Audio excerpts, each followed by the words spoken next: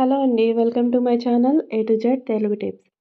ఈరోజు వీడియోలో రెగ్యులర్గా చేసుకునే చికెన్ ఫ్రైలా కాకుండా మసాలాలు దంచి వేస్తే టేస్ట్ అదిరిపోతుందండి. ఈ చికెన్ ఫ్రై అయితే స్పైసీగా చాలా రుచిగా ఉంటుంది. ఇంట్లో వాళ్ళు ఎవరైనా చికెన్ ఫ్రైని డిఫరెంట్గా చేసి పెట్టమన్నప్పుడు ఇలా ఒకసారి ఫ్రై చేసి పెట్టండి. తిన్నవాళ్ళు ఖచ్చితంగా నచ్చుతుంది. ఈ ఫ్రై రైస్లోకి, రసం, పప్పుచారుల్లోకి చాలా బాగుంటుంది.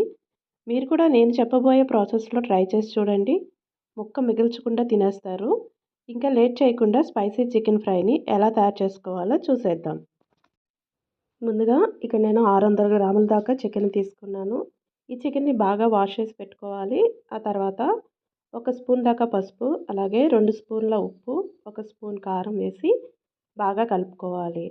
1 నిమిషం పాటు ఉప్పు, కారం ముక్కలకి బాగా పట్టే విధంగా కలుపుకోవాలి. ఇప్పుడు ఇలా చికెన్ని ఒక అరగంట పాటు మ్యారినేట్ చేసుకుని పెట్టుకోవాలి. తర్వాత మసాలాని ప్రిపేర్ చేసుకుందాం. మొదటగా ఈ మసాలాకి ఏమేమి కావాలో చూద్దాం. 2 స్పూన్ల ధనియాలు, 1 ఇంచు దాల్చిన చెక్క, 8 లవంగాయలు, 3 యాలకులు, 1 బిర్యానీ ఆకు, 12 ఎండుమిరపకాయలు, 1 స్పూన్ జీలకర్ర, అర స్పూన్ మిరియాలు తీసుకుని స్టవ్ను ఆన్ చేసి ప్యాన్ పెట్టి ప్యాన్ హీట్ అయ్యాక తీసుకున్న మసాలాలన్నీ ప్యాన్లో వేసుకోవాలి. ఇప్పుడు వీటిని డ్రై రోస్ట్ చేసుకోవాలి. మంచి సువాసన వచ్చేంత వరకు స్టవ్ని లో ఫ్లేమ్లో పెట్టుకుని వేయించుకోవాలి మసాలాలన్నీ. మసాలాలు వేగాక తీసి ప్లేట్లో పెట్టుకోవాలి. చల్లారిన తర్వాత మిక్సీ జార్ని తీసుకొని వీటన్నింటినీ జార్లో వేసి గ్రైండ్ చేసుకోవాలి. మెత్తటి పౌడర్ లాగా గ్రైండ్ చేసుకోవాలండి. ఇప్పుడు ఈ మసాలా పౌడర్ని పక్కన పెట్టుకోండి. తర్వాత ఒక 10 వెల్లుల్లి రెబ్బలను ఇలా కచ్చాపిచ్చాగా దంచుకోవాలి. వెల్లుల్లి పైన ఉన్న పొట్టును ఇష్టం లేని వాళ్ళు తీసేసుకోవచ్చు. నేను తీసేస్తున్నానండి. తర్వాత 1 స్పూన్ అల్లం వెల్లుల్లి పేస్ట్ని కూడా వేసి కచ్చాపిచ్చాగా దంచుకోవాలి. ఇలా దంచిన పేస్ట్ని బౌల్లోకి తీసుకుని పెట్టుకోవాలి.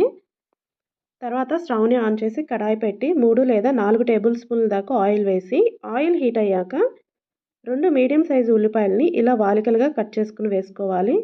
ఇప్పుడు ఈ ఉల్లిపాయ ముక్కల్ని కలుపుతూ వేయించుకోవాలి. ఉల్లిపాయ ముక్కలు గోల్డెన్ బ్రౌన్ వచ్చేంత వరకు వేయించుకోవాలి.